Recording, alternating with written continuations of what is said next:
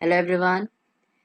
तो मेरा नाम है वैभव और आज हम स्टार्ट करने वाले हैं हमारा second lecture on the topic inverse trigonometric function या इनवर्स टी फंक्शन भी बोल सकते हैं इसे। सो आई होप आपने फर्स्ट लेक्चर जरूर देखा होगा इनवर्स टी फंक्शंस का, और अगर नहीं देखा तो प्लीज़ एंड प्लीज़ जाके पहले वो लेक्चर देखिए जो कि इस चैनल के वीडियो सेक्शन में मिलेगा आपको under the playlist inverse T functions in Hindi. तो वहाँ जाके पहले उस लेक्चर को देखिए, क्योंकि उसी के बाद हम ये लेक्चर कंटिन्यू कर सकेंगे और आपको ज़्यादा समझ में आ पाए। ठीक है, तो जाके फर्स्ट लेक्चर ज़रूर देखिए। तो चलिए स्टार्ट करते हैं सेकेंड लेक्चर। ओके, सो जैसे कि आपको पता है कि लास्ट टाइम मैंने होमवर्क क्वेश्चन दिए थे इन द प्रीवियस लेक्चर, तो हम उन्हीं के सॉल्यूशंस देखेंगे। ओके, तो फर्स्ट क्वेश्चन आपके सामने कुछ इस तरह से था। ए आपको दे रखा था कुछ रियल नंबर्स का सेट, आर दे रखा था ए कॉमा बी, ए और बी ए में थे, और ये था मेन इनके बीच में कि किस तरह एलिमेंट्स भरे जाएंगे इस सेट में। ए माइनस बी लेस देन 5। तो बोला था बेसिकली आर एक फंक्शन होगा, या दूसरा था आर एक रिलेशन होगा पर एक फंक्शन नहीं। तो करेक्ट आंसर बता देता हूँ। इसका करेक्ट आंसर है बी, कि ये फंक्शन नहीं होगा बेसिकली, पर ये एक रिलेशन जरूर होगा। ठीक है, और वही हम देखेंगे। क्लियरली आर रिलेशन जरूर होगा। ठीक है, क्योंकि एक सेट है, एलिमेंट्स इसी टाइप के आएंगे और ऑर्डर्ड पेयर्स में एलिमेंट है, तो सेट ऑफ ऑर्डर्ड पेयर्स है तो ये रिलेशन तो जरूर होगा। ठीक है, तो मतलब ये आधा स्टेटमेंट तो अभी सच्चा साबित होगा। फंक्शन है या नहीं वो अब हम देखें। तो उसके लिए मैं ज़रा एक ग्राफ बता रहा हूँ, उससे हम देखेंगे इसका भी। ठीक है, एक्स एक्सिस को ए से और वाई एक्सिस को बी से मैंने डिनोट कर दिया पॉइंट्स को, क्योंकि ए कॉमा बी टाइप के हैं ना। ठीक है, जिससे मुझे दिक्कत नहीं होगी। अच्छा, अब बेसिकली मैंने एक लाइन बनी। ये कैसी लाइन है, ये कौन सी लाइन है? बेसिकली ये लाइन है ए माइनस बी इक्वल टू 5। ठीक है, अभी बताऊंगा मैंने क्यों बनाई है, थोड़ा कंस्ट्रक्शन कर लूँ। और ये ए और बी एक्सिस को बेसिकली इन पॉइंट्स पे टच करती है, 0, -5 एंड 5, 0।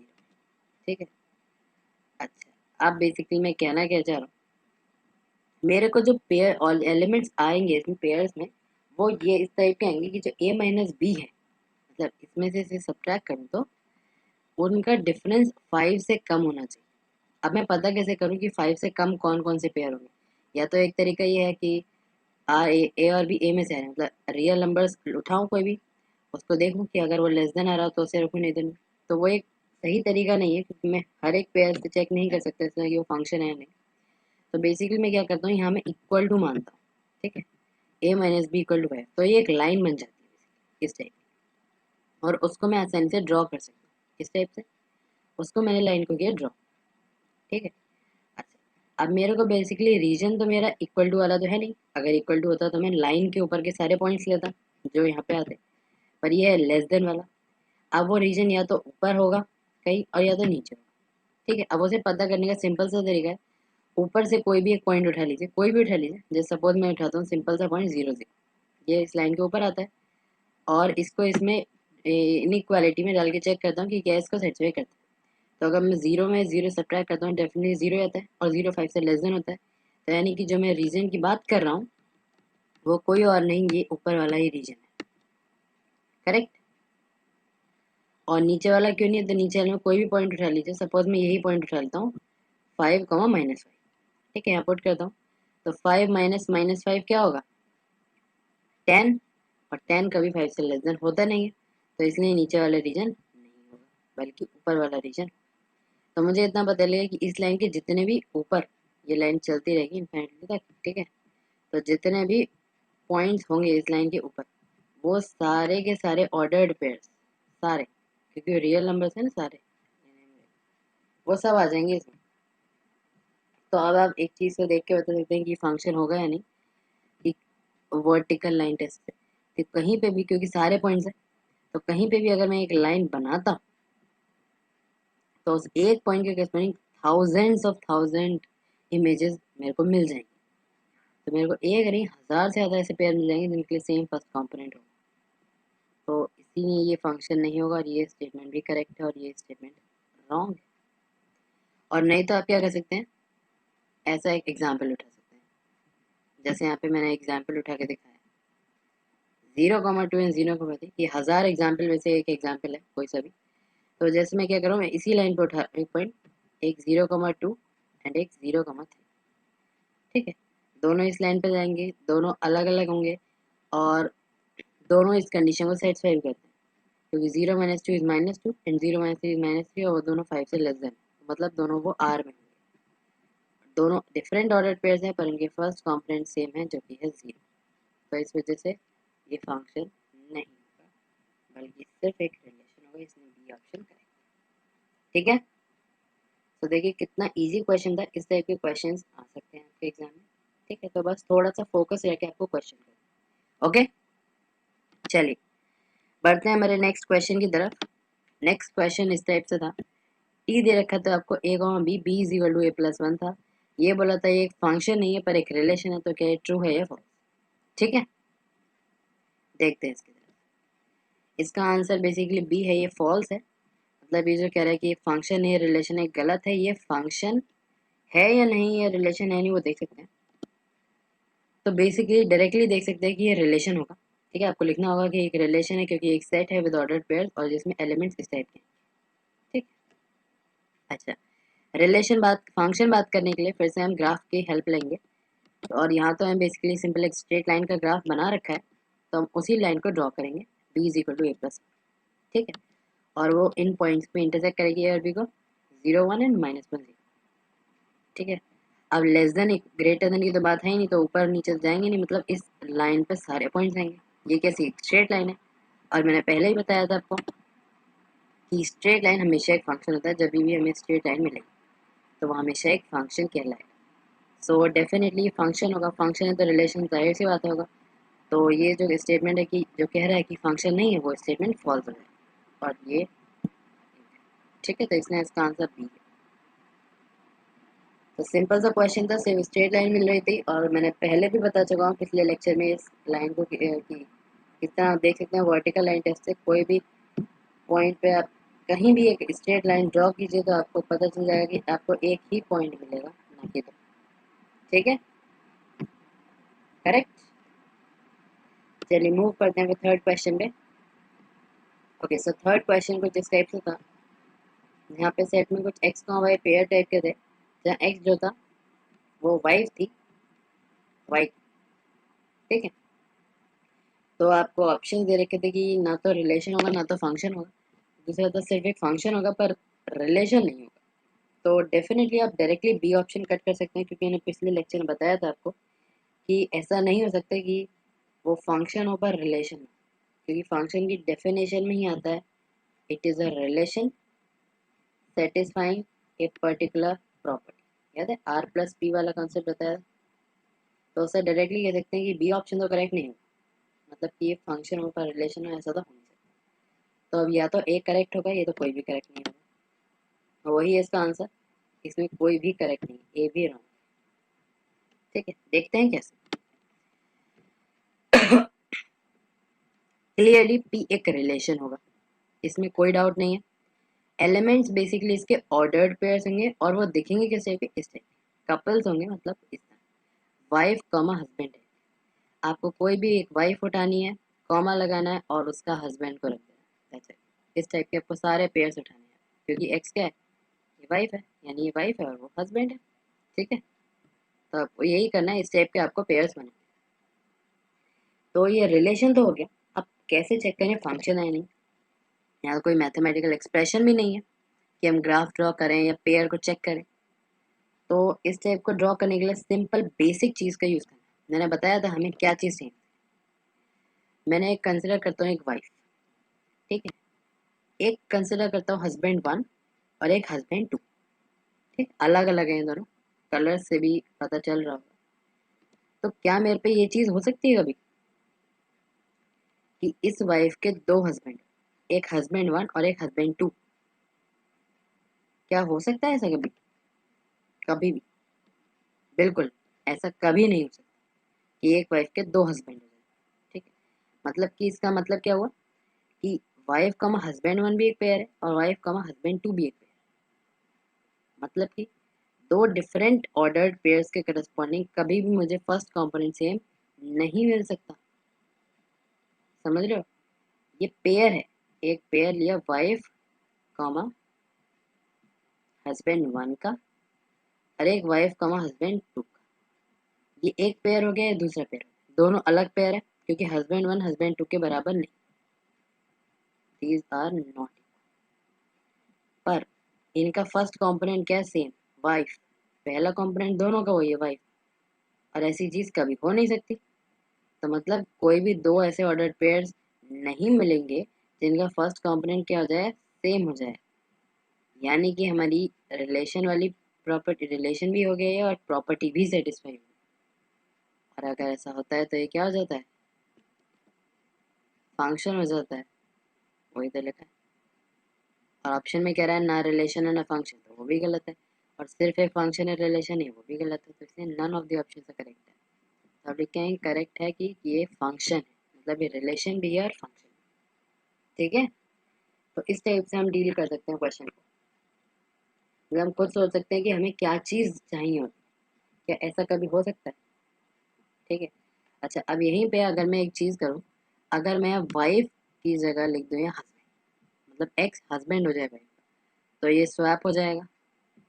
तो हस्बैंड पहले आ जाएगा, वाइफ बाद में आएगी। तब क्या ये फंक्शन रहेगा, रिलेशन तो रहेगा, इसमें कोई डाउट नहीं है। ठीक है, क्योंकि पेयर रहेंगे, सेट रहेगा, तो वो फिक्स्ड वाले, तो उसमें कोई दिक्कत नहीं। तो क्या ये फंक्शन रहेगा, ये बताइए। ऑफ कोर्स रहेगा, क्यों नहीं रहेगा भैया। अगर मैं यहाँ हस्बैंड रख दूँ और जस्ट मैं क्या कर रहा हूँ, हस्बैंड 1 की जगह वाइफ 1 कर रहा हूँ, जैसे मैं W1 से लिख रहा हूँ, और हस्बैंड 2 की जगह मैं लिख रहा हूँ वाइफ 2। तो क्या अब एक हस्बैंड की दो वाइफ हो सकती, फिर से गलत स्टेटमेंट, ऐसा नहीं हो सकता ना। एक हस्बैंड की दो वाइफ हो जाए या एक वाइफ के दो हस्बैंड, दोनों में से कोई चीज़ नहीं हो सकती। हाँ, अगर मैं रिलेशन, मतलब इनमें जिस जो इनके बीच में ये रिलेशन उसको चेंज कर दूँ तो कुछ सोच सकते हैं।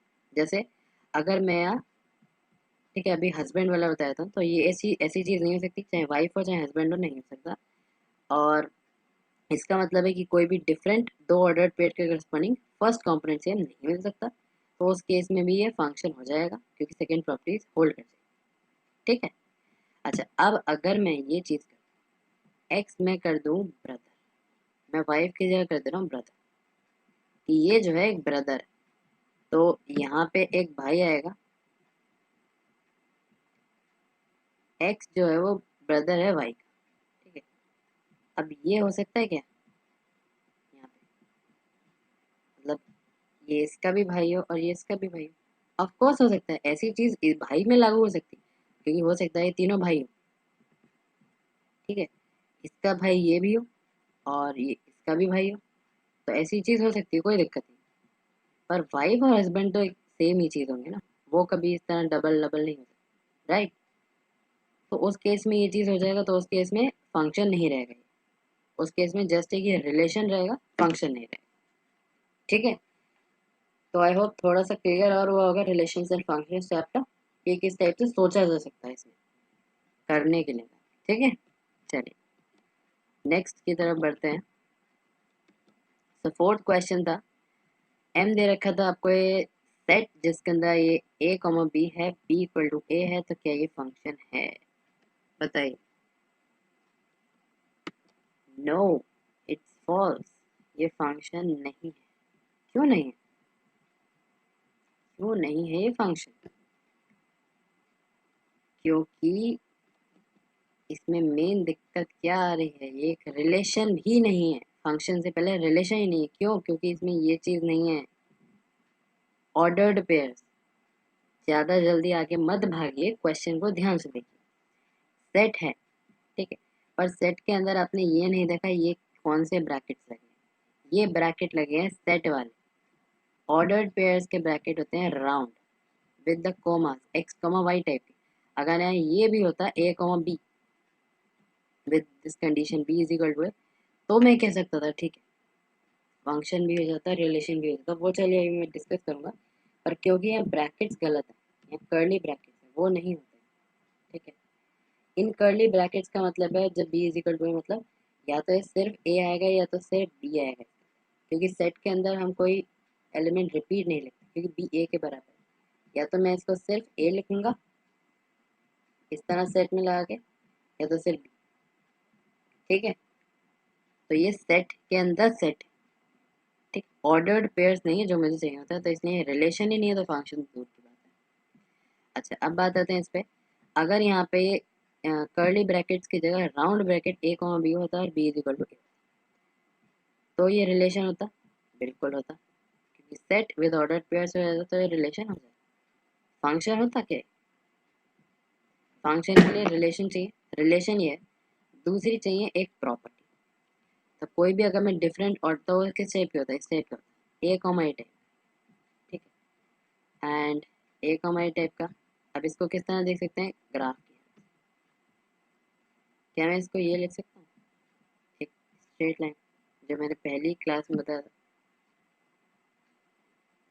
अगर ये ए है और अगर ये बी, तो y is equal to x का याद है ग्राफ जो बनाया था हमने, उसी टाइप का ये बिल्कुल y is equal to x का ही ग्राफ है। यहाँ ए और बी में लिखा तो a is equal to b, इसको आप कह सकते हैं, जो भी यहाँ कंडीशन है। तो ये वही है, ये एक स्ट्रेट लाइन है। तो वर्टिकल लाइन टेस्ट से या डायरेक्टली आप देख सकते हैं कि कोई भी दो डिफरेंट ऑर्डर पे दिखाऊंगा तो उनके करस्पॉन्डिंग डिफरेंट ही कंपोनेंट फर्स्ट है। ठीक है, सेम नहीं है। तो उस केस में ये फंक्शन हो जाएगा, प्रॉपर्टी को सेटिस्फाई कर लेगा, उस केस में हो जाता है। पर क्योंकि कर्ली ब्रैकेट्स है तो इसलिए नहीं हुआ, तो इसमें क्वेश्चन ध्यान से देखिएगा कि क्वेश्चन में देखे रखें। ठीक है, चलिए लास्ट क्वेश्चन की तरफ बढ़ते हैं। This is also important. अगर आपने रिलेशंस फंक्शन चैप्टर पढ़ा है तो आपने ये क्वेश्चन इजीली कर लिया होगा, नहीं पढ़ा है तो कोई दिक्कत नहीं, हम आगे पढ़ाएंगे जब, तो आपको क्लियर हो जाएगा। पर अभी थोड़ा एक्सप्लेन कर दूँ इसके बारे में। Empty set is a relation. True, it is a relation. ये गलत स्टेटमेंट नहीं है, ये रिलेशन होता है। ठीक है, सरप्राइजिंग सा आंसर है कि रिलेशन होता है। एम्प्टी सेट भी, मतलब खाली सेट है, अगर उसमें कुछ भी नहीं है तो वो एक रिलेशन होगा। एग्जाम्पल देके बताऊंगा। मैं एक सेट ए कंसिडर करता हूँ जिसमें एलिमेंट्स 2, 3, 5 और 7, और एक आर रिलेशन, रिलेशन नहीं बोलते, चलो इसे अभी सेट बोल देते हैं, जिसमें इस टाइप के एलिमेंट्स हैं a comma b, such that a square is equal to b, a is in a and b is in, मतलब ए और बी कहाँ से, ए में से। ठीक है, और आर में एलिमेंट इस टाइप के, ए स्क्वायर इक्वल बी। तो चेक करते हैं कि यहाँ कह रहे हैं आर एक एम्प्टी सेट है, तो चेक करते हैं कि एलिमेंट्स क्या होंगे बेसिकली आर। ठीक है, चलिए तो ए की अलग अलग वैल्यूज लेंगे और हमें आंसर देना। तो ए की सपोज मैंने वैल्यू ली 2, क्योंकि ए इस सेट में से होता है, तो 2, 3, 5 7 कुछ भी होता है। तो अगर ए 2 है तो ए स्क्वायर बेसिकली बी होगा, तो बी पता चल जाएगा, तो ए स्क्वायर हो जाएगा 4। ठीक है, 4 हो जाएगा बी, पर 4 तो इसमें है ही नहीं, तो मतलब बी 4 नहीं हो सकता। ठीक है, और ना ही बी, तो ए 2 नहीं हो सकता, क्योंकि ए अगर 2 होगा तो बी जो है वो ए में होना चाहिए, पर 4 तो 2 में है नहीं, तो ए 2 नहीं हो सकता, और बी भी 2 नहीं हो सकता। क्यों? क्योंकि अगर बी को मैंने 2 रखा तो ए क्या हो जाएगा बेसिकली, आपको पता है अगर उधर स्क्वायर होता उधर दूसरा स्क्वायर रूट चला, ए स्क्वायर रूट 2 हो जाएगा, पर स्क्वायर रूट 2 भी इसमें नहीं है, तो बी भी 2 नहीं हो सकता। अच्छा, ए को रखा 3, तो 3 स्क्वायर क्या हो जाएगा 9, पर 9 भी इसमें नहीं है, तो यानी ए 3 भी नहीं हो सकता। ठीक है ना, और बी भी 3 नहीं हो सकता, क्योंकि अब बी की जगह 3 रखा, तो ए हो जाएगा स्क्वायर रूट 3, वो भी इसमें नहीं है। चलिए आगे बढ़ते हैं, अभी हमको 2 एलिमेंट है वो भी देखते हैं। चलिए, अगर ए हो जाता है 5, तो ए स्क्वायर क्या हो जाएगा 25, 25 भी इसमें नहीं है, मतलब ए 5 भी नहीं हो सकता, और बी भी 5 नहीं हो सकता, क्योंकि अगर बी 5 हुआ, ए क्या हो जाएगा स्क्वायर रूट 5। तो यानी ए और बी ना 2 हो सकते, ना 3 हो सकते, ना 5 हो सकते, वो नहीं इसी सेट में से है, और इन तीनों में से कुछ नहीं हो सकता। चलो 7 तो हो ही जाएगा, एक बार देखते हैं। ए को ले ले 7, इसका स्क्वायर किया वो 49, 49 भी इसमें नहीं है, मतलब ए 7 भी नहीं हो सकता। बी, बी भी नहीं हो सकता भैया, बी को अगर मैं लूँगा तो ए क्या हो जाएगा स्क्वायर रूट 7, स्क्वायर रूट 7 है इसमें, मतलब बी 7 भी नहीं हो सकता। मतलब ए और बी हैं इसी में से, पर कोई भी वैल्यू नहीं ले सकते। मतलब ये क्या हुआ, एम्प्टी सेट, खाली सेट, जिसको मैं फाइव से डिनोट करता हूँ, किससे, इससे, फाइव से। और इस टाइप के रिलेशन को बोलते हैं हम एम्प्टी रिलेशन। कैसा रिलेशन, एम्प्टी, खाली रिलेशन बोलते हैं। तो खाली सेट भी एक रिलेशन होता है, इसमें कोई आश्चर्यचकित होने वाली बात नहीं, ठीक है। और ऐसे रिलेशन को हम एम्प्टी रिलेशन बोलते हैं। तो ये एक नोटेशन के तौर पे बताया है मैंने आपको, ठीक है। तो चलिए आज का ये होमवर्क क्वेश्चन तो हमने कंप्लीट कर लिया। अब आज का लेक्चर स्टार्ट करते हैं। तो आज हम पढ़ने वाले हैं इनवर्स सर्कुलर या इनवर्स ट्रिग्नोमेट्रिक फंक्शंस के बारे में, ठीक है। तो सबसे पहले हम डेफिनेशन पढ़ेंगे कि किस तरह हम डिफाइन करते हैं उन्हें, और फिर धीरे धीरे उसके ऊपर थोड़े कॉन्सेप्ट्स को डेवलप करते हुए आगे बढ़ेंगे, ठीक है ना। चलिए, सबसे पहले अगर मैं साइन ऑफ एल्फा को एक्स लिखता हूँ, ध्यान से समझिएगा, ठीक है ना। एक बार अगर कॉन्सेप्ट क्लियर हो गया तो आपको क्वेश्चन धीरे धीरे अपने आप आने चालू होंगे। अगर आपने साइन ऑफ एल्फा को एक्स लिखा, एल्फा बेसिकली कोई भी एक एंगल है, ठीक है। मैं लिख सकता हूँ कोई भी, जैसे एंगल मुझे पता है इतने सारे मेरे पे एंगल्स हैं, तो उसमें मैं साइन 30 हो गया था तो साइन 30 को हाफ लिखता हूँ, तो इस तरह मैं लिख सकता हूँ। अब अगर मुझसे पूछी जाए कि 30 की वैल्यू क्या होगी, वैसे साइन 30 बोला जाता तो मैं बोल सकता हूँ कि हाफ हो। अगर बोले 30 की वैल्यू क्या होगी, तो उसको जो मैं लिखता हूँ वो लिखता हूँ इस तरह, alpha equal to sine inverse x. Alpha को मैं लिख सकता हूँ साइन इनवर्स एक्स, यानी 30 डिग्री को मैं लिख सकता हूँ साइन इनवर्स हाफ, ठीक है। तो जो एंगल की वैल्यू निकाले, कैसे आई वो एंगल, मतलब अभी सिर्फ हम वैल्यू निकालते थे, एंगल गिवन होता था। अब हमें वैल्यू गिवन होगी, उससे हम एंगल निकाल सकते हैं using the inverse trigonometric function, ठीक है। जैसे साइन इनवर्स बेसिकली है क्या, तो साइन इनवर्स एक सिंबल है, ठीक है। एक सिंबल है जैसे बाकी सारे सिंबल्स हैं, जो एक एंगल को डिनोट कर रहा है, इस अल्फा एंगल को डिनोट कर रहा है, या फिर एक नंबर भी कह सकते हैं, द नंबर और a number the value of whose sine is x, या फिर क्या है ये, एक नंबर है जिसके साइन की वैल्यू एक्स, ये basically sign inverse x alpha. ये एक एंगल है या तो एक ऐसा नंबर है जिसके साइन की वैल्यू एक्स, इसी को तो यहाँ लिखा हुआ है, समझ में आया। तो अगर कोई भी मेरे को इस तरह साइन एफ एल्फा करके कुछ भी वैल्यू दे रखे, तो उस अल्फा को मैं अलग कर सकता हूँ और बचे हुए को उधर ले जाके मैं साइन इनवर्स एक्स लिख सकता हूँ, ठीक है। अच्छा, अब क्वेश्चन ये आता है कि क्या मैं इसे साइन के साथ कर सकता हूँ या बाकी फंक्शंस के साथ भी कर सकता हूँ, जो मैं पता है जैसे कोसेक, सेक, कॉट, टैन, सेक, बिल्कुल ये हर एक के साथ कर सकता हूँ। कोई भी फंक्शन उठाइए, तो कॉस एल्फा एक्स लिखा तो एल्फा को मैं कॉस इनवर्स लिख दूंगा, कॉट लिखा तो एल्फा को कॉट इनवर्स एक्स लिख दूंगा, टैन लिखा तो एल्फा को टैन इनवर्स एक्स लिख दूंगा, सेक एल्फा एक्स लिखा तो एल्फा सेक इनवर्स एक्स हो जाएगा, और कॉसेक एल्फा एक्स हुआ तो एल्फा कॉस एक इनवर्स एक्स ही हो जाएगा, उसमें कोई डाउट नहीं है, ठीक है। आया समझ में। तो हर एक ट्रिग्नोमेट्रिक फंक्शन के लिए मैं ये कर सकता हूँ, कोई दिक्कत नहीं है उसमें, ठीक है। तो इस टाइप से मैं ये फंक्शन को लिखता हूँ। तो अब पता चला इनवर्स टर्म आया कहाँ से, एंगल को हमने अलग छोड़ दिया और बचे हुए ट्रिग्नोमेट्रिक फंक्शन को उधर ले गए, तो आता है इनवर्स। तो चलिए अब एक एग्जाम्पल की तरफ बढ़ते हैं इस चीज को और अच्छे से समझने के लिए, ठीक है। सपोज मुझे फाइंड करनी है वैल्यू साइन इनवर्स हाफ, ठीक है। बिल्कुल वैसे ही फाइंड करेंगे, बहुत इजी तरीके से जैसे हमने फंक्शन डिफाइन किया था, ठीक है। ये देख, अब इतना तो हमें चीज ट्रिग्नोमेट्रिक से पता है कि साइन पाई बाई 6 पे यानी साइन 30 पे उसकी वैल्यू हाफ होती है, करेक्ट। अच्छा, अब हमने पीछे भी देखा था कि अगर मैं साइन ऑफ एल्फा को एक्स लिखता हूँ, तो मैं एल्फा को क्या लिख सकता हूँ, साइन इनवर्स एक्स, वही चीज तो है। यहाँ एल्फा पाई बाई 6 है, एक्स हाफ है, और यहाँ साइन है, तो पाई बाई 6 क्या हो जाएगा, साइन इनवर्स हाफ। और मुझे उसी की वैल्यू पूछी, तो उसकी वैल्यू क्या हो जाएगी, पाई बाई 6, वही मेरा आंसर। ओके, तो बहुत ही इजी तरीके से हमने देखिए यहाँ फाइंड कर लिया। बस हमें ये ट्रिग्नोमेट्रिक रूल याद रखना है, कैसे कौन सा यूज करें। वो कैसे पता चलेगा? तो उसको पता करने के लिए हमें ये देखना है कौन सा फंक्शन, साइन। अच्छा, अब उसके बाद हमें देखना है वैल्यू क्या हुई। हाँ, तो हमें ऐसा एंगल तलाशना है, ऐसा एंगल ढूंढना है जिसमें साइन की वैल्यू हाफ आ जाए। ऐसा एंगल अल्फा ढूंढना है जिस पे साइन की वैल्यू हाफ आ जाए। ठीक है, और वो हमें पता होगा कि पाई/6 है। तो इस तरह हमें पता चला कि यहाँ पाई/6 लेने पे हमारा काम हो जाए। ठीक है। अच्छा, एक और एग्जांपल देखते हैं। अब सपोज हमें फाइंड करनी है tan इनवर्स 1 की वैल्यू। ट्राई कीजिए एक बार। ओके, इसमें भी बिल्कुल वैसे ही करेंगे। हमें क्या फाइंड करना है?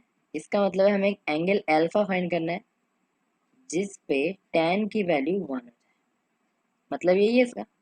हम क्या जानते हैं कि tan की वैल्यू पाई/4 मतलब कि 45 डिग्रीज पे 1 होती है। बस हो गया हमारा काम। अब क्या करना है? पाई/4 को इधर रख दो और tan को उधर ले जाओ, तो क्या हो जाएगा? tan inverse. तो tan इनवर्स 1 की वैल्यू हो जाएगी पाई/4। है ना इजी? कुछ नहीं करना, जस्ट सिंपल एंगल ढूंढना है जिसमें उस ट्रिग्नोमेट्रिक फंक्शन की वो वैल्यू ले ले। बात खत्म। वो एंगल मिलता ही उसको इस तरह लिख दो और भाई वही हमारा आंसर। ठीक है, इजी है आई थिंक। अच्छा, तो अब जो ये हमने फंक्शंस देखे, sine inverse x, cos inverse x, tan inverse x, cot inverse x, sec inverse x and cosec inverse x. ये इनवर्स है, यहाँ -1 है और यहाँ एक्स है, वो नीचे आ गया। ठीक है, तो ये जो सारे हमने फंक्शंस देखे बेसिकली, इन्हीं फंक्शंस को हम इनवर्स ट्रिग्नोमेट्रिक फंक्शंस बोलते हैं। इन्हीं को हम इनवर्स सर्कुलर फंक्शंस बोलते हैं। ठीक है, यही वो सारे फंक्शंस हैं जिनके बारे में हमें इस चैप्टर में स्टडी करना है।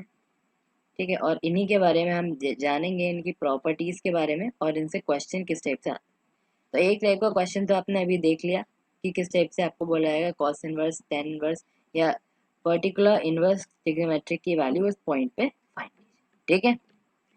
अच्छा, अब कुछ आगे बढ़ने से पहले तो एक इम्पोर्टेंट वे और बता देता हूँ। इन सबको लिखने का एक और तरीका होता है। वो क्या होता है? जैसे सपोज अगर मुझे साइन इनवर्स एक्स को लिखना है तो ज़रूरी नहीं मैं ये साइन में पावर -1 लगा के एक्स को, इसको मैं ऐसे भी लिख सकता हूँ, आर्क साइन एक्स। मतलब बस उस ट्रिग्नोमेट्रिक फंक्शन से पहले मुझे ये वर्ड यूज़ कर देना, ARC, आर्क। चाहे कोई भी ट्रिग्नोमेट्रिक फंक्शन, जैसे अगर कॉट इनवर्स एक्स है तो इसको मैं ये भी लिख सकता हूँ, arc cot x. Sec inverse x हुआ तो मैं लिखूंगा arc sec x. Cos inverse x हुआ तो आर्क सेक एक्स। बस मुझे इस वर्ड का यूज़ करना है, ARC, उस ट्रिग्नोमेट्रिक फंक्शन से पहले उसका इनवर्स लिखने के लिए। बस। ठीक है, तो अगर कहीं भी हो सकता है क्वेश्चन में आपको ये ना बोले कि, जैसे एक पीछे क्वेश्चन में बोला था साइन इनवर्स हाफ, तो हो सकता है साइन इनवर्स हाफ ना बोल के आपको बोल दे आर्क साइन हाफ। ठीक है, तो कंफ्यूज नहीं होना है, वहाँ मतलब सेम होगा। अगर आर्क लगा रखा है तो उसका मतलब वही है कि साइन इनवर्स ही फाइंड। ठीक है, तो कंफ्यूज नहीं होना है, इस तरह से कंफ्यूजन क्वेश्चंस एग्जाम में आ सकते हैं। ठीक है। अच्छा, अब एक इम्पॉर्टेंट क्वेश्चन, क्या चीज़? साइन इनवर्स एक्स का मतलब ये नहीं है कि वो साइन एक्स का होल इनवर्स है। ऐसा बिल्कुल भी नहीं है, ध्यान से देख लेना, बराबर नहीं है। इक्वल मत कह देना कभी भी कि तुम -1 को बाहर ले लो, ऐसा नहीं होता है। ये एक अलग नोटेशन है साइन इनवर्स एक्स। और ये साइन एक्स का इनवर्स बेसिकली इसका मतलब होता है 1/sin। यही होता है ना, किसी की पावर -1 का मतलब 1/sin। यहाँ जो पावर है ये साइन के बाद इनवर्स है फिर एक्स, ये अलग है। यहाँ है कि साइन एक्स के पूरे के ऊपर पावर। ठीक है, तो ये भी मत करना है कि 1/sin लिखो ऊपर एक्स लिखो, ऐसा कुछ नहीं होता है। इसको बस ऐसे ही लिख सकते हैं, साइन। अच्छा, साइन एक्स का होल इनवर्स को 1/sin एक्स लिख सकते हैं, और 1/sin एक्स हमें पता है कॉसेक एक्स के बराबर। किसके बराबर होता है? Cosec x. ठीक है, और वो दोनों बराबर नहीं होते, मतलब cosec x sign inverse x बराबर बिल्कुल भी नहीं होते। तो गलती से भी ये मत कर देना कि अगर तुम कहीं वैल्यू कैलकुलेट करो तुमसे बोला जाए साइन इनवर्स 5 कैलकुलेट करो और तुम लिख दो कॉसेक 5। तो ऐसा बिल्कुल भी नहीं होता, ये बराबर नहीं होते। तो ये इंपॉर्टेंट चीज़ है, याद रखने वाली है। ठीक है। अच्छा, चलिए, अब एक क्वेश्चन आता है कि क्या एक टी फंक्शन का इनवर्स फंक्शन होता है? अब आप सोचेंगे कि ये कैसा सवाल है? मैं जब उसे टी फंक्शन बोल ही रहा हूँ तो फंक्शन तो है ही ना। मेरा कहने का मतलब है कि क्या वो इनवर्स जो होता है किसी भी ट्रिग्नोमेट्रिक फंक्शन का, क्या वो फंक्शन की डेफिनेशन को सेटिस्फाई करता है? जो डेफिनेशन हमने पढ़ी थी कि उसके पास रिलेशन होना चाहिए और एक प्रॉपर्टी को सेटिस्फाई करना चाहिए, याद है ना? आर प्लस पी करके पढ़ा था। तो क्या वो उसको सेटिस्फाई करेगा हर केस में? वेल, इसका जवाब है नहीं, बिल्कुल भी नहीं। एक टी फंक्शन का इनवर्स इनवर्स नहीं होता, हर केस में नहीं होता, पर कुछ केसेस में नहीं होता। ठीक है, हम ये नहीं कह सकते कि हर ही किसी भी केस में वो इनवर्स नहीं होगा, फंक्शन नहीं होगा। अगर ऐसा होता तो ये आता ही नहीं एक वर्ड टी फंक्शन। कुछ केसेस में होगा, वो हम आगे देखेंगे, पर अभी फिलहाल मैं एक्सप्लेन कर दूंगा आपको कि कैसे वो फंक्शन नहीं होता, किस तरह से वो फंक्शन की डेफिनेशन को वायोलेट करता है, ठीक है, नकारता है। तो उसके लिए हम एक एग्जाम्पल कंसिडर करें। ठीक है, ध्यान से समझिएगा, इंपॉर्टेंट कंसेप्ट है, ईजी है वो। मैं लेता हूँ y is equal to sine x equal to half. ठीक है, मैंने y ले लिया हाफ, यानी और वो सेल साइन एक्स के बराबर ले लिया। ठीक है, अच्छा, अगर मैं इस तरह लिख सकता हूँ, ये अल्फा इक्वल टू एक्स मान सकते हैं यहाँ, मतलब थोड़ा नोटेशन अलग हो गया, अल्फा की एक्स की अल्फा की जगह एक्स है और एक्स की जगह हाफ है, तो उसमें कोई दिक्कत नहीं है। कभी भी इस तरह होगा तो बस मुझे इधर वाली टर्म को अलग छोड़ना है, साइन को उधर ले आना है इनवर्स। तो एक्स हो जाएगा साइन इनवर्स हाफ, और साइन इनवर्स हाफ की मैंने पीछे वैल्यू बताई थी, वो होती है पाई बाई सिक्स। करेक्ट, इतना तो बेसिक सिस्टम। ओके, अब एक क्वेश्चन ये भी आता है कि क्या एक्स की सिर्फ यही इकलौती वैल्यू होगी, ये जो पाई बाई सिक्स है, जो इसको सेटिस्फाई करेगी? इसका मतलब ये है ना, अगर एक्स पाई बाई सिक्स है, कि यहाँ पाई बाई सिक्स रखने पे ये इक्वेशन सेटिस्फाई होती है। तो क्या एक्स की सिर्फ यही एक वैल्यू हो सकती है जो इस इक्वेशन को सेटिस्फाई करे, या कोई और भी हो सकती है? बताइए। जी हाँ, इसकी और वैल्यूज भी पॉसिबल है। जैसे अगर आप साइन 5 पाई बाई 6 पे निकालेंगे तो वो भी हाफ आएगा, तो एक्स 5 पाई बाई 6 भी हो सकता है। इसी तरह एक्स सिर्फ 5 पाई बाई 6 नहीं, 13 pi by 6, 17 pi by 6, -7 pi by 6, -11 pi by 6 and so on. मतलब ये चलता रहेगा, डॉट डॉट डॉट, खूब, जो इस इक्वेशन को सेटिस्फाई करेंगे। मतलब खूब सारी वैल्यूज हैं, कितनी? इनफाइनेटली मैनी, इतनी कि गिन भी नहीं, इनफाइनेट मैनी वैल्यूज होंगी, पॉजिटिव भी और नेगेटिव भी, जो इस इक्वेशन को सेटिस्फाई करेंगे। सिर्फ ये इकलौती वैल्यू नहीं। ठीक है, सिर्फ ये इकलौती वैल्यू नहीं है पाई बाई सिक्स जो इस इक्वेशन को सेटिस्फाई करेंगे, खूब सारी वैल्यूज सकती है। क्यों नहीं हो सकती? हमें इतना तो पता है, साइन पॉजिटिव होता है फर्स्ट क्वाड्रेंट में एंड सेकंड क्वाड्रेंट, और ये वैल्यू पॉजिटिव आ रही है, तो एंगल फर्स्ट क्वाड्रेंट में ही ले सकते हैं, सेकंड में भी। तो पहली बार एक एंगल पाई बाई सिक्स हो गया, दूसरा 5 पाई बाई 6, फिर रोटेट कर दो, फिर मिल जाएगा एंगल। नेगेटिव डायरेक्शन में रोटेट कर दो तो नेगेटिव में मिल जाएंगे एंगल। ठीक है, तो इनफाइनेटली मेरी वैल्यूज हो सकती हैं, उसमें कोई शंका नहीं। अच्छा, इसका मतलब क्या है? अब अगर मैं एक्स को एक जनरल नोटेशन लिखना चाहूँ तो मैं ऐसे लिख सकता हूँ, सारी वैल्यूज भी कवर हो जाए और एक जनरल नोटेशन भी मिल जाए। एक्स को लिख सकता हूँ pi by 6 plus 2 n pi and 5 pi by 6 plus 2 n पाई, बिल्कुल लिख सकता हूँ। वैल्यूज क्या है? यहाँ पे पाई बाई 6 है और यहाँ पे 5 पाई बाई 6 है। अब एक रोटेशन क्या थी, वापस यहीं पे तो आएगा, वो क्या होगा? पाई बाई 6 प्लस 2 पाई, मैंने बताया था साइन का पीरियड होता है 2 पाई, मतलब ये डिस्टेंस कितनी कवर करे, उतनी डिस्टेंस के वापस आ जाएगा, यानी 2 पाई रेडियंस के वापस। एन पाई इसलिए लगाया क्योंकि पहली बार 2 पाई, फिर 4 पाई, फिर 6 पाई, इस तरह आगे चलती रहेगी वैल्यू। ऐसे यहाँ पे 5 पाई बाई 6, 2 पाई बाद वापस 4 पाई, फिर 6 पाई, ऐसे नेगेटिव में भी, क्योंकि एन एक इंटीजर है, वो पॉजिटिव नेगेटिव कुछ भी हो सकता है, कि नेगेटिव वैल्यूज भी मिलेंगी। तो ये हो गई इसकी जनरल फॉर्म। तो मतलब मैं कह सकता हूँ कि जब x pi by 6 plus 2 n पाई हो, या 5 पाई बाई 6 प्लस 2 n पाई हो, जहाँ एन एक इंटीजर, दोनों केस में साइन एक्स की वैल्यू आ गई। ओके, तो आई होप यहाँ तक क्लियर हुआ। अच्छा, इससे मैं कहना क्या चाह रहा हूँ, अब मैं बेसिकली इस सेट के एलिमेंट्स निकालना चाह रहा हूँ। सेट बनाया मैंने जिसमें मैंने पेयर रखे एक्स कमा हाफ, और हाफ बराबर है साइन एक्स। मतलब बेसिकली वो सारे एक्स की वैल्यू में इसमें रखनी है, हाफ वाई फिक्स्ड है जो इसको सेटिस्फाई करे। तो बेसिकली क्या हो जाएगा, बस इसमें वैल्यू रख दो एक्स की, एक बार pi by six plus two n pi comma half, और एक हो जाएगा five pi by six plus two n pi comma half, n एक इंटीजर। यही एलिमेंट्स होंगे इस सेट के, ठीक है ना। बस एक्स की वैल्यू उठा के यहाँ से रखनी है, दो अलग अलग वैल्यू है तो दो अलग अलग पेयर्स की फॉर्म में बन जाएगा सेट, ठीक है। अब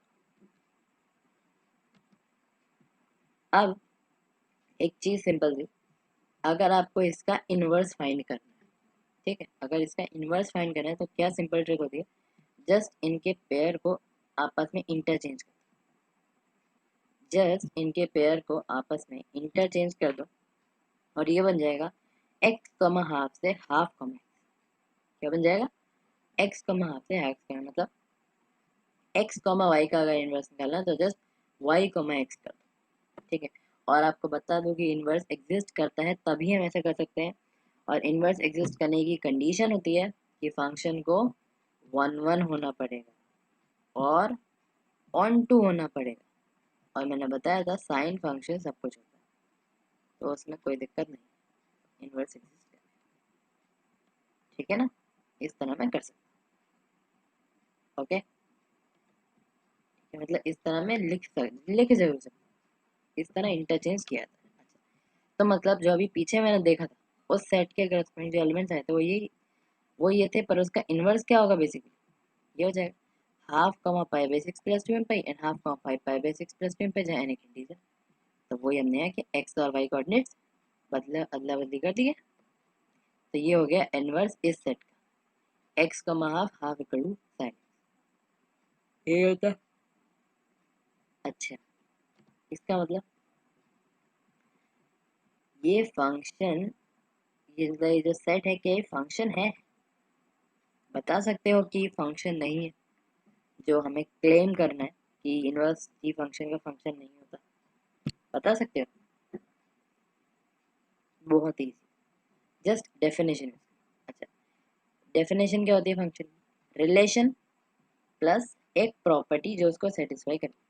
रिलेशन तो डेफिनेटली है क्योंकि एक सेट है ऑर्डर्ड पेयर्स का ही, अब प्रॉपर्टी होनी चाहिए। अब कैसे चेक करें कि दो डिफरेंट ऑर्डर्ड पेयर्स के corresponding same first component, find करके, ठीक है,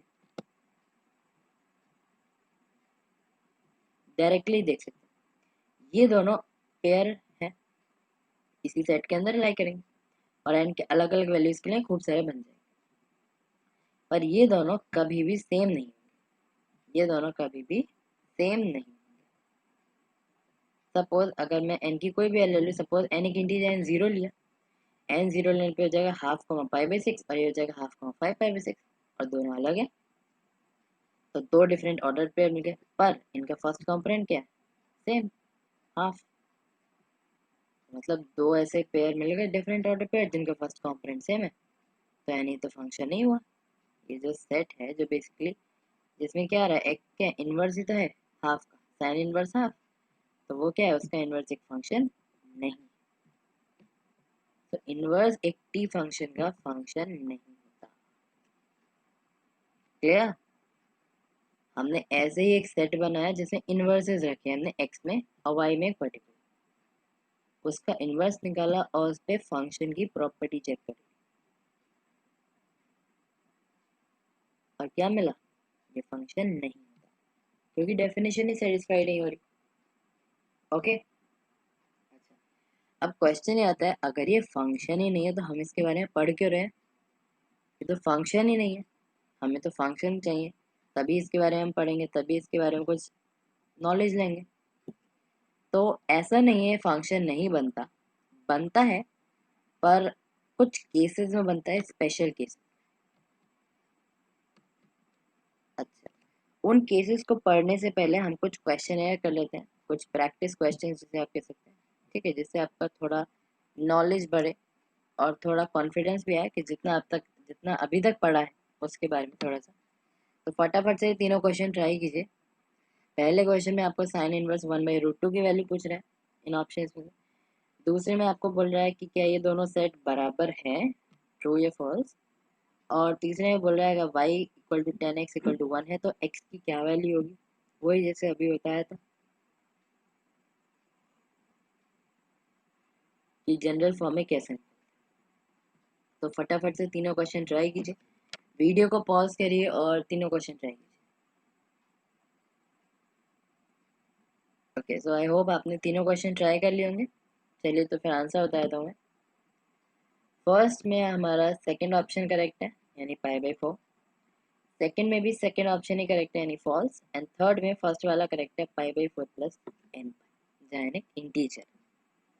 ठीक है, तो आई होप सही गए होंगे, इजी से क्वेश्चन। नहीं तो चलिए एक बार इनका एक्सप्लेनेशन भी देख लेते हैं, जिससे थोड़ा और क्लियर हो जाए। ठीक है ना। चलिए,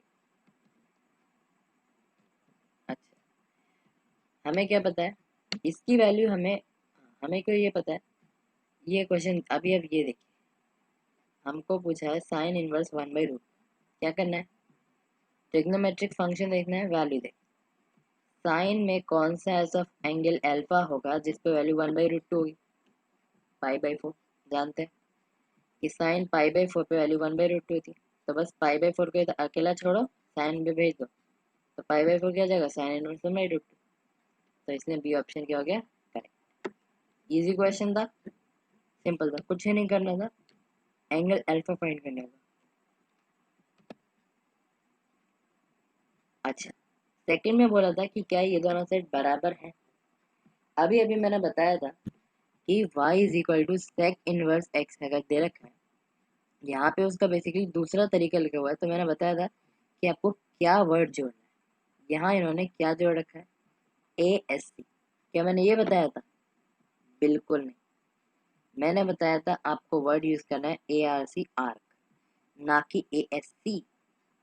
यहाँ पे इन्होंने A S C word use कर रखा है इसको डिनोट करने के लिए। ए एस सी बेसिकली कुछ भी नहीं होता, ये कुछ है ही नहीं सेट। इस सेट में तो फिर भी एलिमेंट्स होंगे, पर इसमें तो कुछ नहीं होगा, तो बेकार सेट है खाली। तो ये दोनों तो कभी बराबर हो ही नहीं सकते, तो इसमें बी करेक्ट है, मतलब फॉल्स वाला स्टेटमेंट है। ठीक है, तो ये भी एक बहुत इजी सा क्वेश्चन था, जस्ट आपको थोड़ा सा दिमाग लगाना था, जो भी चीज़ मैंने अभी बताई। अच्छा, अब चलते हैं हमारे फाइनल क्वेश्चन की तरफ। हमें गिवन था y is equal to 10x equal to 1, और हमें x की वैल्यू निकाल। बिल्कुल उसी तरीके से करेंगे जैसे ही पिछले वाले जो हमने दिखाया था ना कि इनवर्स t फंक्शन का फंक्शन है, तो उसमें जिस तरह से फाइंड किया था वैसे ही फाइंड करना। अच्छा, tan पाई बाई 4 1 है। हमें पता है कि tan 45 डिग्री पे 1 वैल्यू होती है। ठीक है, तो tan इनवर्स 1 क्या होगा, पाई बाई 4, यानी x की एक वैल्यू हो जाएगी पाई बाई 4। और इसके अलावा x की 5 pi by 4, 9 pi by 4, 13 pi by 4 and so on values आएंगी, और नेगेटिव में। अब अगर आपको पता है ये वैल्यूज कैसे निकालते हैं तो बहुत बढ़िया, नहीं पता है तो थोड़ा सा एक्सप्लेन करना चाहूँगा यहाँ पे। ये वैल्यूज निकालने का बहुत ईजी से शॉर्ट ट्रिक होती है। इतना आपको पता है कि ये पाई बाई 4 एंगल पे tan की वैल्यू 1 होती है। अब बाकी एंगल्स निकालने के लिए क्या करें, सपोज मुझे पॉजिटिव वैल्यूज निकालनी, जैसे हमें निकाला ना 5, 9, 13 एंड सो ऑन। तो कैसे निकालें, पाई बाई 4 है, अब जो भी है इसमें 2 की मल्टीप्लाई करो। 2 पाई बाई 4 क्या होगा, पाई बाई 2। फिर 3 से करो, 3 पाई बाई 4 इधर लाई करेगा, जो कि 45 डिग्री होगा इस क्वाड्रेंट। 4 पाई बाई 4 आएगा पाई। 5 पाई बाई 4 थर्ड क्वाड्रेंट में होगा 45 डिग्री। 6 पाई बाई 4 ये होगा। 7 पाई बाई 4 फोर्थ क्वाड्रेंट में। 8 पाई बाई 4 हो गया 2 पाई। 9 पाई बाई 4 वापस रिपीट कर जाएगा। अच्छा, tan की वैल्यू है पॉजिटिव। tan पॉजिटिव होता है फर्स्ट क्वाड्रेंट में एंड थर्ड क्वाड्रेंट में। तो हमें 45 डिग्री एंगल चाहिए फर्स्ट और थर्ड, यानी एक तो हो गया पाई बाई 4, दूसरा क्या हुआ, यहाँ हुआ 2, यहाँ 3, यहाँ 4, यहाँ 5, यानी 5 पाई बाई 4। ठीक है, फिर आगे बढ़े, 6, 7, 8, 8 तो नहीं थी, 9 6 9 पाई बाई 4। फिर आगे 10, 11, 12, 13, 13 एंड सो ऑन। बस इतना ही लिखना है। अच्छा, अब नेगेटिव के लिए हमें उल्टा चलना है, ये जीरो है तो अब हमें नीचे की तरफ चलना है। ये पाई बाई 4 है, ये जीरो है, ये माइनस पाई बाई 4 होगा। और हमें कौन सा चाहिए, फर्स्ट और थर्ड क्वाड्रेंट में, तो ये माइनस पाई बाई 4 हुआ। ये माइनस 2 पाई बाई 4, ये क्या हुआ, माइनस 3 पाई बाई 4, वही लिखा है। फिर ये minus 4 pi by 4, minus 5 pi by 4, ये भी नहीं चाहिए। फिर ये माइनस 6 पाई बाई 4, और ये माइनस 7 पाई बाई 4 वो चाहिए। और इसी तरह आगे बढ़ते रहेंगे तो बाकी एंगल्स मिलते हैं। ठीक है। अब इतना तो एंगल्स निकल लिया, अब हमें तो बेसिकली जनरलाइज करना है कि एक्स की क्या जनरल वैल्यू है। तो एक्स को मैं लिख सकता हूँ tan इनवर्स 1, उसको लिख सकता हूँ पाई/4 5 पाई/4 डॉट डॉट एंड नेगेटिव। इसको कैसे लिख सकता हूँ मैं, पाई/4 प्लस एन पाई, पाई/4 प्लस एन पाई, जहाँ एन एक इंटीजर। क्यों? क्योंकि बेसिकली पहली वैल्यू तो पाई/4, इसी वैल्यू में पाई ऐड हो रहा है, पाई माइनस हो रहा है।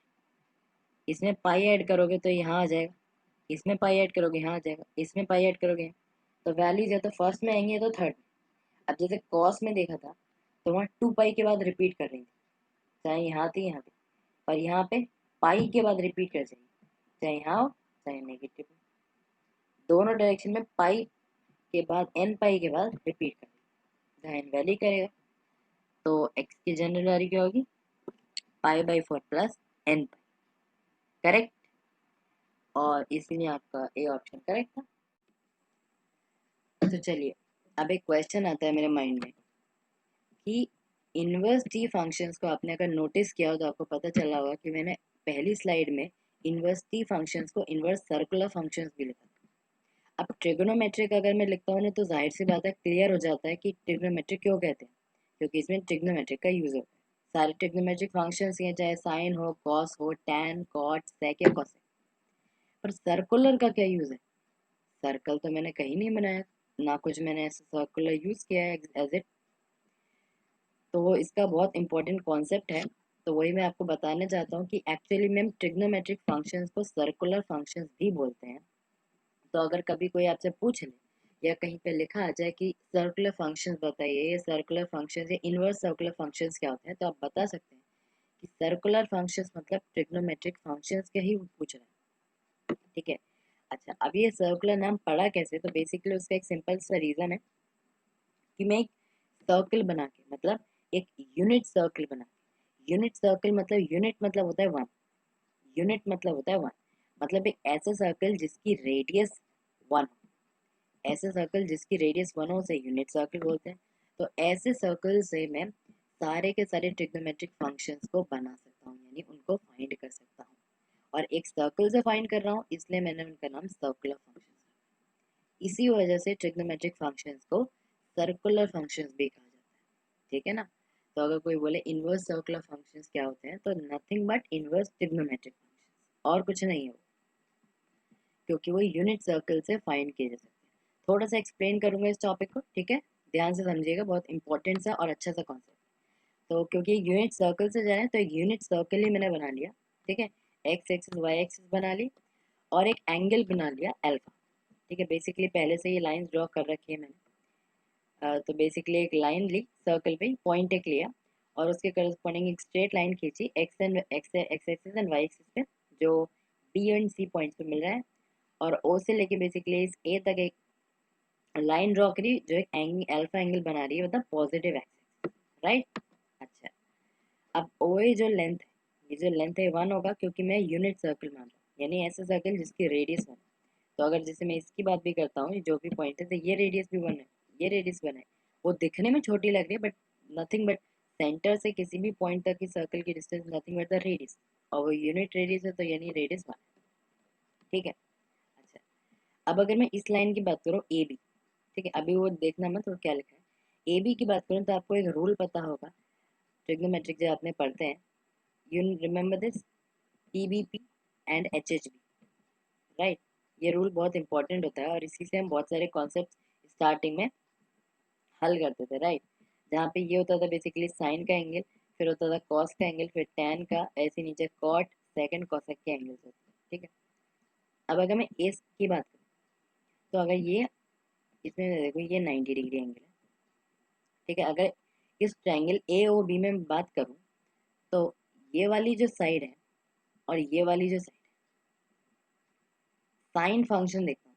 साइन क्या होता है, बेसिकली परपेंडिकुलर अपन हाइपोटेनस किसी भी राइट एंगल ट्रायंगल। तो अगर ये राइट एंगल ट्रायंगल है, ये अल्फा एंगल है, तो साइन ऑफ अल्फा क्या होगा, परपेंडिकुलर अपन हाइपोटेनस, परपेंडिकुलर इसका ए बी और हाइपोटेनस का ए। ठीक है। अब अगर मुझे ये पता नहीं होता, मतलब यूनिट सर्कल मैंने क्यों लिया पता है, क्योंकि ये रेडियस, ये हाइपोटेनस वन हो गया, तो जिससे मैं इसके परपेंडिकुलर को साइन अल्फा लिख सकता हूँ। अगर यूनिट रेडियस नहीं लेता था, अगर कोई भी रेडियस ले था आर्बिट्रेरी आर, तो मुझे नहीं पता होता, ठीक है ना।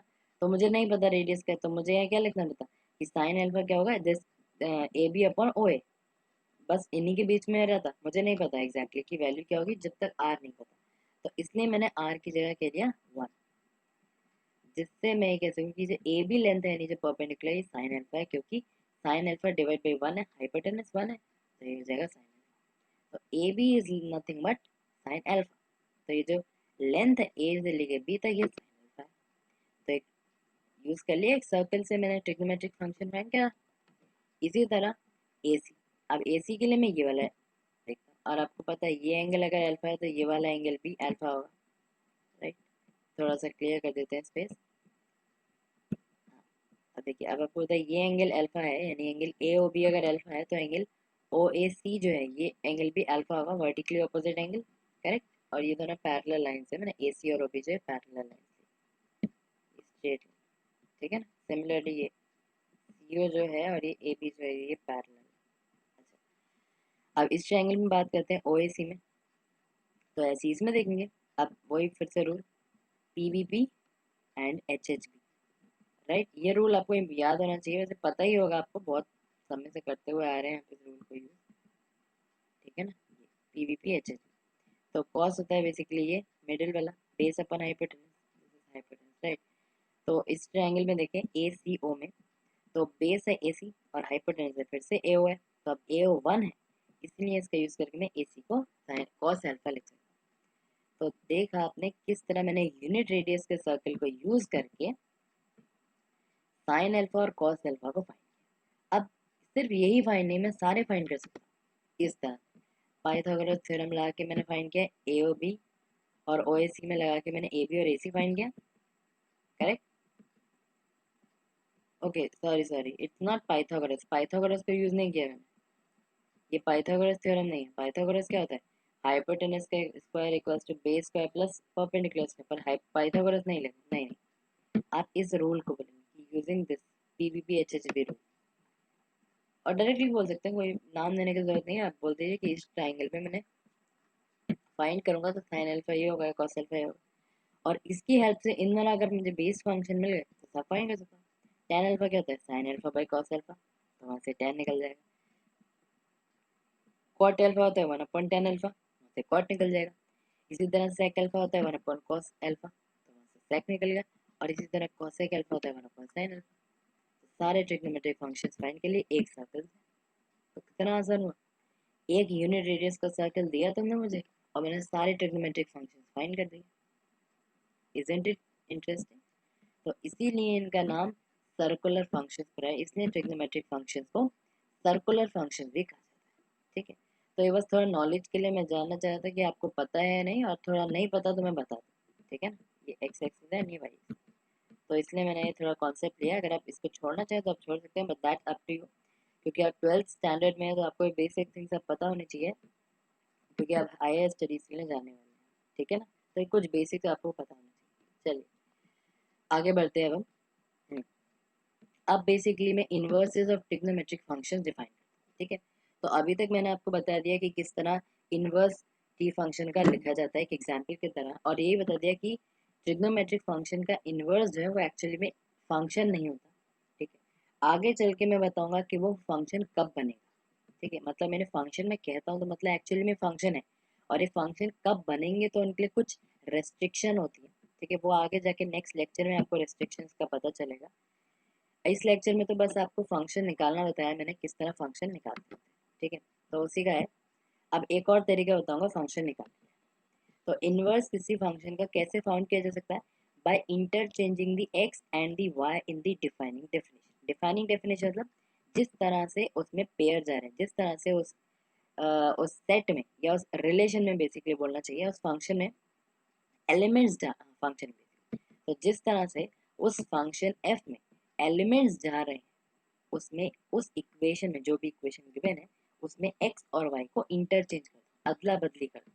एक्स की जगह वाई लिख दो एंड वाई की जगह एक्स लिख दो, बस इतना करना है। एक्स की जगह वाई और वाई की जगह एक्स, उसका फंक्शन का इनवर्स वाई, ठीक है। इतना सिंपल सा काम करना। तो जैसे सिंपल सा तरीका बताऊंगा, तो जैसे कि कोई इन्वर्स फाइंड करना है मुझे इस सेट का, इस फंक्शन का basically x comma y pair है जब y is equal to sine. अच्छा, ये सेम एग्जांपल है जो मैंने फर्स्ट लेक्चर में बताया, y is equal to sine x, जिसका मैंने स्टार्टिंग में ग्राफ वगैरह ड्रॉ करके बताया था किस तरह बनता है, राइट। सेम फंक्शन मैंने लिया है। तो अगर मुझे इसका इन्वर्स फाइंड करना है तो मैंने क्या करूँगा, डिफाइनिंग इक्वेशन, ये है इक्वेशन, तो इस इक्वेशन में एक्स और वाई को अदला बदली कर दूंगा। तो एक्स कमा वाई ऐसे नहीं दिया, y is equal to sine x बन गया x is equal to sine. बस इतना करने भर से ही पूरा इन्वर्स आ जाएगा। ठीक। अच्छा, ये एक और तरीका दिखा रखा है जो मैंने पहले ही बता चुका हूँ कि जैसे ये पेयर एक्स का y is equal to sine inverse x, तो इसको मैं ऐसे भी लिख सकता हूँ, पेयर एक्स का y y is equal to arc sine. ठीक है, तो दोबारा बताया है मैंने, हम सिर्फ ए आर सी वर्ड ही यूज करेंगे कोई भी ट्रिग्नोमेट्रिक फंक्शन से पहले उसको इनवर्स की तरह डिनोट करने के लिए। ठीक है, कोई और वर्ड यूज नहीं करेंगे, जैसे वो ए एस सी यूज किया था पहले, तो वो यूज नहीं कर सकते, वो कुछ भी नहीं, सिर्फ ए आर सी। तो ये याद रखना, कभी कभी आपको साइन इनवर्स फंक्शन ना देखे कि साइन इनवर्स फाइंड करो, बोलेगा आर्क साइन फाइंड करो या आर्क टेन फाइंड करो, तो इस चीज से केयरफुल रहें। ठीक है। अच्छा, अब दो तरीके आपको पता चल गए इनवर्स फाइंड करने। एक तो तरीका ये जो है दिख रहा है, और दोनों ही तरीका आपको बता दिया मैंने। एक तो तरीका यहाँ भी बताया कि डिफाइनिंग इक्वेशन, मैं तो इंटरचेंज कर दूँ, और दूसरा तरीका आपको वो एग्जाम्पल जब मैं बता रहा था sine x is equal to half वाला। ठीक है, तो मैंने बताया था कि अगर इनवर्स फाइंड करें तो आप पेयर को भी इंटरचेंज कर सकते हैं, मतलब एक्स कमा वाई की जगह वाई कमा एक्स लिख दो, वो भी आप कर सकते हैं, बशर्ते कि वो जो आप सेट ले रहे हो वो एक फंक्शन होना चाहिए। ठीक है, और उसका इनवर्स एग्जिस्ट करना चाहिए, और इनवर्स एग्जिस्ट करने के लिए कंडीशन होती है 1 1 ऑन 2, फंक्शन होना चाहिए आपका 1 1 ऑन 2। वो चीज़ें मैंने अभी ज़्यादा क्लियर करी नहीं है, आपको थोड़ा बहुत जो आइडिया होगा अगर आपको पता है तो ठीक है। वैसे आपके नए सिलेबस में जो रिड्यूस सिलेबस है उसमें से टॉपिक हटा दिए गए 1 1 ऑन 2 का, पर फिर भी जब मैं फंक्शन चैप्टर पढ़ाऊंगा तो थोड़ा क्लियर कर दूंगा। पता नहीं उन्होंने क्यों हटा दिया, क्योंकि उन्होंने इसकी कंडीशंस ऑफ इन्वर्टिबिलिटी डाला है कि इस किस तरह मैं कह सकता हूँ कोई फंक्शन इन्वर्टेबल होगा। ठीक है ना, तो उस समय हमें इसकी ज़रूरत पड़ेगी कि 1 1 ऑन 2 फंक्शन है तभी वो इन्वर्टेबल है। तो वो कॉन्सेप्ट मैं थोड़ा सा क्लियर कर दूंगा जब मैं रिलेशंस एंड फंक्शंस चैप्टर पढ़ाऊँ। ठीक है ना, पर फिलहाल अभी मैंने जो बेसिक डेफिनेशन जो आपको पढ़ाया उसी को आप याद रख लीजिए, नहीं तो उसका यहाँ वैसे इतना यूज़ नहीं है। बस आपको माइंड में क्लियर होना चाहिए कि फंक्शन का इन्वर्स तभी एग्जिस्ट करता है जब 1 1 ऑन 2, तो अगर मैं इसका इन्वर्स लिख रहा हूँ तो डेफिनेटली 1 1 ऑन 2 फंक्शन है। ठीक है ना। अच्छा, पहला तरीका बता दिए, इक्वेशन में या तो इंटरचेंज कर दो एक्स वाई को, और या तो फिर ऑर्डर्ड पेयर, दोनों चीज नहीं करनी कि आप ऑर्डर्ड पेयर्स में भी कर दो और डिफाइनिंग इक्वेशन में भी कर दो, तो वो एक्चुअल में वही फंक्शन हो जाएगा जिसका इन्वर्स आपको निकालना है, तो वो इन्वर्स नहीं होगा। ठीक है ना, तो ये चीज ध्यान रखना, या तो ऑर्डर्ड पेयर जो भी दिखा उसमें एक्स और वाई को इंटरचेंज कर दो उनकी पोजीशन, और या तो फिर उनको ऐसे रखो जो डिफाइनिंग इक्वेशन है उसमें इंटरचेंज, दोनों तरीके से आप इन्वर्स फाइंड कर सकते। ठीक है ना। चलिए, आई होप क्लियर हुआ होगा। तो चलिए इस सेशन को यहीं पे खत्म करते हैं कुछ होमवर्क क्वेश्चंस के द्वारा, जैसे पिछले सेशन में हमने होमवर्क क्वेश्चन दिए थे उसी तरह इस सेक्शन में भी कुछ होमवर्क क्वेश्चंस होंगे, बहुत इजी से क्वेश्चंस होंगे, ट्राई कीजिए। ठीक है, तो पहले क्वेश्चन में y is equal to cot x equal to root 3 आपको वैल्यू गिवन है, तो आपको बेसिकली x की वैल्यू बतानी है कि x की किस वैल्यू के लिए आंसर होता है। बताया था तरीका आपको कैसे करना है, आपको जस्ट देखना है कि कॉट में कौन सा एंगल पे रूट 3 रहेगा, बहुत ईजी ट्रिक है। अच्छा, दूसरा है आपको ए सेट दे रखा है, तो बेसिकली आपको पूछा है इनवर्स ए का क्या होगा इन चारों में से या इनमें से कुछ भी नहीं, तो आपको फाइंड करके आना है। बता दिया मैंने इनवर्स कब एग्जिस्ट करता है और किसका एग्जिस्ट करता है, बेसिकली फंक्शन देखना है पहले आपको फंक्शन है या नहीं, उसी के बाद फिर 1 1 ऑन 2 का कुछ है तब आपको इनवर्स बताएंगे। ठीक है, फिर थर्ड क्वेश्चन में आपको ए की वैल्यू फाइंड करनी है, कॉसेक के रूट 3 है, 2/√3 है बेसिकली, तो वो सिंपल इसी तरह है जैसे एक्स था। हाँ, अंतर इतना है, यहाँ पे एक्स की एक सिंगल वैल्यू है पर यहाँ पे ए की जनरलाइज्ड वैल्यू पूछी है। ठीक है, तो अगर आप सिंपल नेग्लेक्ट कर सकते हैं किसी ऑप्शन को कुछ वैल्यू डाल के तो वो भी कर सकते हो, नहीं तो आप जनरलाइज तरीका मैंने बता दिया है 2 बार कि किस तरह फाइंड कर सकते हैं। ठीक है ना। अच्छा, चौथे में बोल रहा है कि आर कॉट इन्फिनिट। अच्छा, अब देख लीजिए इस तरह क्वेश्चन आ सकता है, कॉट इनवर्स ना देके बोल सकते हैं आर कॉट, तो कंफ्यूज नहीं होना है, ध्यान से पहचानना है क्या लिखा है। ठीक है, तो आर कॉट इन्फिनिटी के लिए बोल रहा है कि 1 होती है या नहीं, ट्रू है फॉल्स है, और ऐसे इसमें कि सेकंड इनवर्स ऑफ -√2 की वैल्यू 5π/4 -nπ होती है कि नहीं, जब n z है, n बिलोंग्स टू z मतलब n इंटीजर। अब यहाँ पे जनरलाइज वैल्यू गिवन है, तो ठीक है, तो ध्यान से करिएगा कि क्या इसका जनरलाइज वैल्यू यही होता है कि नहीं, ट्रू और फॉल्स। अगर होता है तो ट्रू, नहीं होता तो ये क्यों नहीं होता, कि क्या इसकी जनरलाइज वैल्यू क्या और होती है वो भी फाइंड करना है। ठीक है, तो सिंपल से 5 क्वेश्चन है, इनको होम में ट्राई कीजिएगा और इनके आंसर्स आपको नेक्स्ट लेक्चर में मिल जाएंगे। ठीक है ना, तब तक के लिए अगर आपको कोई भी पार्ट इसमें वीडियो में समझ नहीं आया, कोई भी डाउट है, तो प्लीज़ कमेंट सेक्शन में मेंशन कर दीजिए। ठीक है ना, मैं उस डाउट को कंसिडर कर लूँगा। ओके, तो चलिए वीडियो को यहीं पे एंड करते हैं, और अगर आपको वीडियो अच्छी लगी हो तो लाइक कीजिए इस वीडियो को, शेयर कीजिए और सब्सक्राइब कीजिए। ज़्यादा से ज़्यादा इस चैनल को जितना सब्सक्रिप्शन मिलेंगे उतना मेरे लिए और आप सबके लिए बेहतर रहेगा। अच्छा, और एक गुड न्यूज़ आप सबके लिए, मैंने एक टेलीग्राम चैनल बनाया है जिसका नाम है ISC maths class 11th and 12th। अच्छा, बेसिकली अब होगा क्या इस चैनल में, तो इस चैनल में बेसिकली आपको इस चैनल को ज्वाइन करने पर पहली बात तो आपको नोटिफिकेशन मिल जाएगी। जब भी कोई वीडियो आएगा, चाहे वो इंग्लिश में आए चाहे हिंदी में आए, आपको नोटिफिकेशन आ जाएगा उस पर, जिससे आपको पता चलता रहेगा कि एक्चुअली चल क्या रहा है। ठीक है ना, कब मेरी वीडियो आ रही है कब नहीं आ रही वो पता चल जाएगा। दूसरा, आपको कोई भी डाउट है, आप कमेंट सेक्शन में नहीं लिख पा रहे हैं, बहुत बड़ा डाउट है, कोई इमेज वगैरह है जो नहीं सेंड कर रहे, तो आप अपना डाउट इस टेलीग्राम चैनल में सेंड कर सकते हैं। ठीक है, अच्छा, इस टेलीग्राम चैनल में होगा क्या, एक वीक यानी 7 डेज में आपके पास 3 क्वेश्चन है। ठीक है, 3 क्वेश्चन है कि ये क्वेश्चन कहीं से भी हो सकते हैं, पर होंगे इसी चैप्टर से, जितना पार्ट हम कवर करते रहेंगे उस पार्ट से रिलेटेड 3 क्वेश्चन आएंगे आपके पास। तीन पोल टाइप आएगा, मतलब 4 ऑप्शंस गिवन होंगे जैसे अभी तक आप करते हैं, और आपको उनका आंसर लगाना पड़ेगा। अगर सही आंसर लगाएंगे तो आपको दिखाएगा कि आपने करेक्ट किया है, अदरवाइज रॉन्ग दिखाएगा। ठीक है, 3 क्वेश्चन आएंगे पर वीक। अभी के अकॉर्डिंग 3 क्वेश्चन है, आगे चल के मैं बढ़ा भी सकता हूँ। अच्छा, 3 क्वेश्चन आएंगे अल्टरनेट डेज पे, और उनका सॉल्यूशंस भी आपको प्रोवाइड कराया जाएगा। कोई डाउट होगा तो आप वहीं पे उससे पूछ सकते हैं। ठीक है ना, और कोई भी आपको सजेशन देनी हो इस चैनल के बारे में, कोई भी बात करनी हो, तो आप कमेंट सेक्शन में या टेलीग्राम चैनल से जुड़ के मेंशन कर सकते हैं। अच्छा, टेलीग्राम चैनल आपको अगर सर्च करने में दिक्कत हो रही है ISC maths class 11th and 12th से, तो आप इस चैनल के डिस्क्रिप्शन बॉक्स में जा सकते हैं।